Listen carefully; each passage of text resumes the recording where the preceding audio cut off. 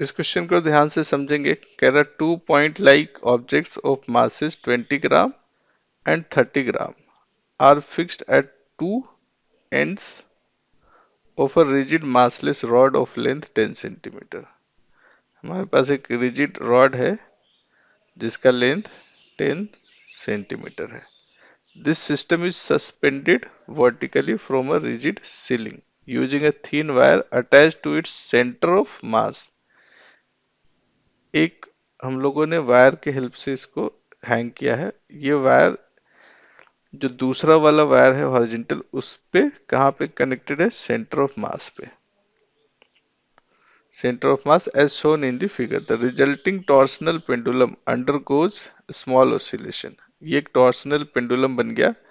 अब ये small oscillation पे करता है, जहाँ torsional constant of the wire is 1.2 into 10⁻⁻8 newton metre per radians. The angular frequency of oscillation is, ये ओमेगा की वैल्यू गिवन है, n into 10⁻³ radian per second. The value of n is, n की value हमें बतानी है। Clear है question? तो अब इस फिजिकल पेंडुलम के लिए हमें मोमेंट ऑफ इनर्शिया की जरूरत पड़ती है। तो सबसे पहले ये जो एक्सिस ऑफ रोटेशन है, इस एक्सिस ऑफ रोटेशन के अबाउट मोमेंट ऑफ इनर्शिया पता करना। मास है m1 और ये मास है m2 मान लेते हैं। तो सबसे पहले ये पॉइंट पता करना है जो कि कह रहा है सेंटर ऑफ मास है दोनों मास का। ये सेंटर ऑफ मास कैसे पता किया जाता है? सेंटर ऑफ मास का एक कॉन्सेप्ट है कि अगर दो पॉइंट मास है m1 m2, तो ये दोनों से जो डिस्टेंस है x1 और x2, इन इन दोनों का जो रेशियो है, अगर आप इसी को ओरिजिन मान लेंगे सेंटर ऑफ मास को, सेंटर ऑफ मास अगर ओरिजिन पे है तो xcm क्या होगा? 0। और इसकी वैल्यू होना चाहिए m1 x1। पर ये यहाँ से इधर नेगेटिव डायरेक्शन में है ना, इसको माइनस लेंगे plus m2 x2 divided by m1 plus m2। अगर इसी पॉइंट को सेंटर ऑफ मास मान रहे हैं जिसको आप ओरिजिन भी मान रहे हैं, तो ओरिजिन से या सेंटर ऑफ मास से x1 और x2 जो डिस्टेंस होगा उसको ये रिलेशन फॉलो करना होगा। और आप कह सकते हैं m2 x2 minus m1 x1 is equal to 0 होना चाहिए, राइट ना। तो यहाँ से हम देख सकते हैं कि x2 बाई x1 जो रेशियो होगा, या इसको ऐसे लिखते हैं ना, अच्छे से लिखते हैं, m2 x2 बराबर होना चाहिए m1 x1। x2 by x1 का जो रेशियो है वो m1 बाई m2 के रेशियो में होना चाहिए। m1 बाई m2 कितना है? 3/2। तो इसको ऐसे कहा जा सकता है कि अगर हम x1 को मान ले 2x, तो x2 हमारा 3x होगा। और दोनों का जो सम है x1 प्लस x2 वो कितना दिया हुआ है? 10। यानी 2x प्लस 3x का सम 10 है और 5x इज इक्वल टू 10 है। तो x की वैल्यू कितना आ रहा है? 2। x की वैल्यू अगर 2 है तो आप यहाँ से x1 की वैल्यू पता कर सकते हैं। 2 इंटू 2 हो गया 4 और x2 हो गया आपका 6। ये हो गया 4 सेंटीमीटर और इधर वाला डिस्टेंस जो x2 है वो हो गया 6 सेंटीमीटर। ये पार्ट तो कंप्लीट हो गया है ना। अब आगे हम लोग चलते हैं इसको कैसे सॉल्व करना है। अभी भी हमने पता किया है ये 4 सेंटीमीटर है और इधर ये 6 सेंटीमीटर है। इन्हीं दो डिस्टेंस की जरूरत पड़ेगी। जब इसको स्मॉल ऑसिलेशन कराते हैं थीटा एंगल से, तो इस पे जो रिस्टोरिंग टॉर्क होगा,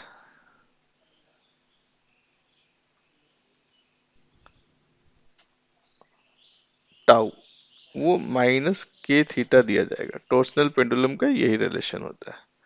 और टाउ को फर्दर आप आई अल्फा लिख सकते हैं इज इक्वल टू माइनस के थीटा, और अल्फा इज इक्वल टू हम लिखते हैं माइनस के बाई आई इंटू थीटा। इसको जब हम लोग स्टैंडर्ड रिलेशन से कंपेयर करते हैं, जो कहता है अल्फा इज इक्वल टू होता है माइनस ओमेगा स्क्वायर थीटा, यहाँ से आपको ओमेगा की वैल्यू मिल जाता है अंडर रूट के बाई आई, है ना। और यही पूछा है क्वेश्चन में। अब इस क्वेश्चन के लिए आपको जो एफर्ट लगाना है वो है मोमेंट ऑफ इनर्शिया पता करने पे। 2 पॉइंट मास है जिसका डिस्टेंस r1 r2 गिवन है। तो आई की वैल्यू सबसे पहले पता कर लेते हैं। आई जी इक्वल्स टू क्या होगा, m1 r1 square plus m2 r2 square.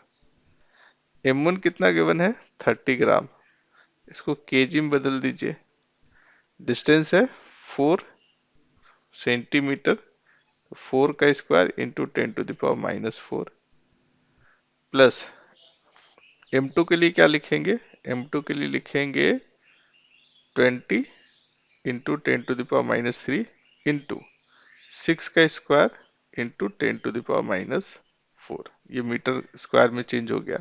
अब सब कुछ ऐसा यूनिट में आ गया। ये हो गया आपका 30 इंटू 16, 48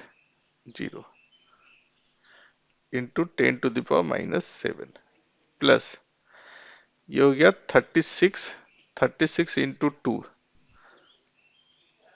72, 720 इंटू 10⁻⁷। इसको आप 48 इंटू प्लस 72 कर सकते हैं और इंटू 10⁻⁻6 कॉमन ले लेंगे। ये 10 से मल्टीप्लाई कर दीजिए, इसको इसको डिवाइड करिए, इसको मल्टीप्लाई कीजिए, इसको डिवाइड कीजिए। तो ये बन जाता 48 प्लस 72 इंटू 10⁻⁻6 कॉमन। ये 8 2 10, 7 4 11 12, 120 इंटू 10⁻⁻6। और इसको लिख सकते हैं 1.2 इंटू 10⁻, इसको मैंने क्या किया, 100 से डिवाइड किया है, तो इसको 100 से मल्टीप्लाई भी करना होगा। ये आ गया। अब एंगुलर फ्रीक्वेंसी क्या होगा, अंडर रूट के की वैल्यू गिवन है कुछ इसी तरह से, है ना, 1.2 इंटू 10⁻⁸ और नीचे हो गया 1.2 इंटू 10⁻⁴। कितना अच्छा डेटा आ गया। फाइनली 10⁻⁻2 है, उसका रूट लेंगे तो आ जाएगा 10⁻⁻2। पर इसको लिखना है n इंटू 10⁻³ के टर्म में। तो क्या इसको हम 10 इंटू 10⁻³ भी लिख सकते हैं, और इसे कंपेयर करें अगर n इंटू 10⁻³ से, तो n की वैल्यू ऑब्वियसली कितना आएगा, 10 आएगा, है ना। यही क्वेश्चन में पूछना चाह रहा था कि n की वैल्यू क्या होगा। आंसर चेक कर लें। बिल्कुल सही आंसर है।